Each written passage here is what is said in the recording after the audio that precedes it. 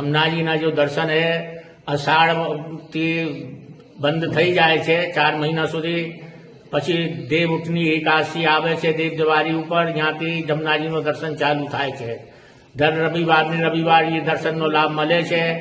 સવારે 8 વાગ્યાનો ટાઈમ છે રવિવારે, સાંજે 7 વાગ્યાનો ટાઈમ છે રવિવારે। બધા વૈષ્ણવોનો અતિ આનંદ આવે છે ને જમનાજીની મનોકામના પૂર્ણ કરીને આશીર્વાદ લઈ જાય છે। દીવાનો દર્શન ઠેઠ 8 ફૂટ સુધી દીવા નાચે છે ને દીવા રમતા રમતા નાચે, જમનાજીના આગળ રૂકે, પછી જમનાજીથી આગળ ધીરે ધીરે જાય છે। પાયલની એમાં અવાજ આવે દીવામાં અંદર, और लास्ट में जमनाजीનો દીવો પછી જ્યાંથી જમનાજી પધારી છે ત્યાં પધારી જાય છે, દીવો પછી સ્થિર થઈ જાય છે। और ये जमनाजी એવી ચમત્કારી છે, હજારો છોકરા છોકરીની લગ્ન થઈ ગઈ, હજારો છોકરા છોકરીનો ભાઈઓને સંતાન થઈ ગઈ, હજારોની બીમારી દૂર થઈ ગઈ, હજારોનો વેપાર ચાલુ થઈ ગયો। જે માનતા અહીંયા લે છે એની મનોકામના શીઘ્ર પૂર્ણ થાય છે। આ જમનાજીનો કોઈ દર્શન કરે, અહીંયા આંખ બંધ કરીને ભજન કરે તો એને ગુલાબની ખુશ્બુ આવે, અત્તરની ખુશ્બુ આવે, એનો માલા મુકટ જમનાજીનું ઓટોમેટિક પડે છે ને જમનાજીનો સાક્ષાત એને દર્શન થાય છે। એ જમનાજીનો ચમત્કાર દર્શન કરવામાં ત્યાંથી વિદેશ સુધીથી આવે, યુરોપ, લંડન, અમેરિકા, આખા ભારતના દર્શનાર્થી અહીંયા દર્શન કરવા આવે છે ને આનંદનો લાભ લે છે। આપણે શ્રીજી સોસાયટીમાં યમુના મહારાણીનું મંદિર આવેલું છે, ત્યાં દર રવિવારે સવાર સાંજ આરતીમાં ભક્તોની ભીડ થાય છે। ત્યાં એક ઘટના એવી છે કે ત્યાં સાંજના ટાઈમે જ્યારે આરતી થાય છે ત્યારે યમુના મહારાણીના મંદિરમાં દીવો જે છે તે એક સ્થાનેથી સ્થળાંતર થઈ અને બીજી સ્થાને જતો રહે છે।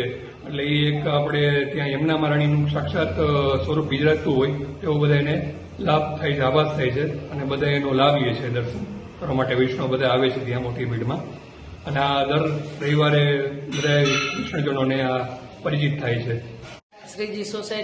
શ્રીજી સોસાયટીમાં આવેલ એક પવિત્ર યાત્રા સ્થળ શ્રી યમુનાજીની હવેલી, જેનું મહત્વ છે, અતિ મહત્વ છે। ભાવિકો દૂર દૂરથી તેમના દર્શનનો લાભ લે છે। અને એક અતિ મહત્વની વાત એ છે કે અહીંની હવેલીમાં દર રવિવારે સવારે અને સાંજની આરતીમાં શ્રી યમુનાજી સાક્ષાત પધારે છે। એની નિશાની એ કે એક દીવો કરવામાં આવે છે જે એક છેડેથી બીજા છેડા સુધી રમતો રમતો બીજા છેડા સુધી જાય છે, અને એ દીવા દ્વારા આપણે સાબિત કરી બતાવીએ કે ખરેખર યમુનાજી સાક્ષાત બિરાજે છે।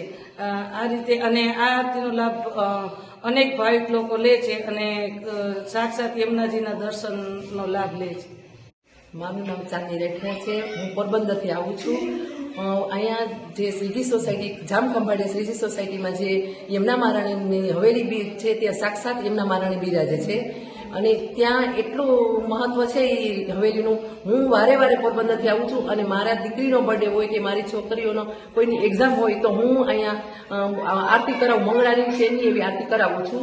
અને આ આરતીનું એટલું મહત્વ છે કે ક્યાંથી ને ક્યાંથી ભાવિકો આરતી માટે આવે છે, અને એ આરતીમાં એટલું મહત્વ છે કે યમુના મહારાણીનું જે નિજ મંદિરમાં દીવો જે બિરાજે છે એ દીવા એક એક જે મતલબ મૂર્તિઓ બિરાજે છે યમુનાજીની જે એની સન્મુખ થાય છે, અને એ ત્યાંથી સન્મુખ થઈ અને જ્યાં છેલ્લે સુધી જે મૂર્તિઓ બિરાજે છે ત્યાં સર્વની સન્મુખ થાય છે।